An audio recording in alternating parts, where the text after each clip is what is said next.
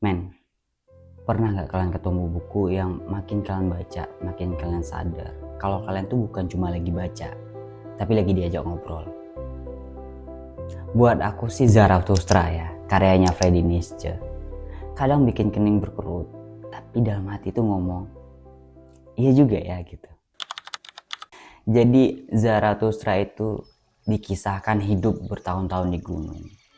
Kayak orang lagi burn out lah.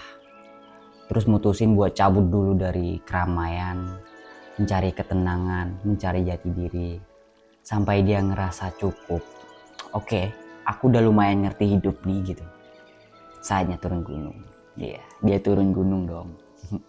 Dia turun gunung bukan untuk ceramain orang lain, tapi untuk berbagi perjalanan hidup yang sebenarnya juga masih berantakan. Tapi aku suka itu karena dia jujur apa adanya ngomongnya gitu. Terus ada istilah yang sering banget dibahas di buku ini, yaitu Obermensch. Obermensch itu kan artinya manusia super atau manusia di atasnya manusia di dalam filsafatnya Nietzsche. Tapi orang-orang sering mikirin itu tentang manusia super gitu.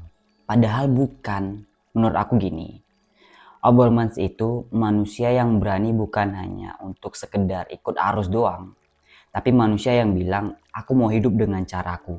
Bukan sombong, bukan sok beda, tapi dia tahu siapa dirinya. Dan dia nggak takut jadi versi terbaik dirinya sendiri. Simple ya, tapi berat untuk dijalanin. Terus Nietzsche juga mengkritik tentang kehidupan manusia modern. Dimana Nietzsche bilang, manusia modern itu tuh adalah manusia terakhir. Manusia yang mau nyamannya aja. Ya dengan kegiatan template-nya mereka, bangun, kerja, pulang, rebahan, scroll sosial media, terus tidur ya. Memang semuanya aman sih, tapi rasanya tuh kayak hidup sambil nyalain mode hemat baterai tau gak? Jujur di bagian ini aku bacanya itu rada-rada menggelitik aja. Maksudnya karena aku pernah ada di fase itu. Fase dimana yang penting hidup, bukan yang penting bermakna. Nah yang bikin buku ini menarik itu adalah cara Zarathustra itu digambarkan, men. Dia bukan orang suci. Dia bisa salah, dia bisa jatuh, dia bisa kecewa, dan dia juga bisa lelah. Dan ini nunjukin kalau perkembangan diri itu nggak garis lurus, men. Kadang naik, kadang turun, kadang percaya diri, besoknya ragu lagi. Buku ini bikin aku ngerasa, ternyata tersesat itu bagian dari perjalanan hidup ya. Dan nggak apa-apa juga kalau kita pernah tersesat atau saat ini sedang tersesat. Ya nikmatin aja, cuman jangan kelamaan. Dan salah satu hal yang paling ngena dari buku ini buat aku, bahwa makna hidup itu nggak dikasih, tapi dibentuk dengan pelan-pelan lewat pilihan-pilihan yang kita buat setiap harinya. Kita nggak cuma ngikutin nasib, tapi kita juga ikut turut serta menciptakannya. Dan kadang, supaya bisa jadi diri yang baru, kita harus berani melepaskan versi kita yang lama.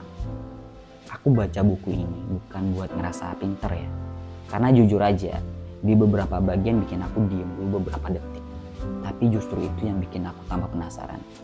Buku ini tuh kayak ngajak kita mikir, tapi nggak ngegas. Kayak dia cuma bilang, kamu pernah mikir gak sih? Kalau hidup mungkin lebih luas dari apa yang kamu kira. Dan kalau kamu nggak paham, nggak apa-apa.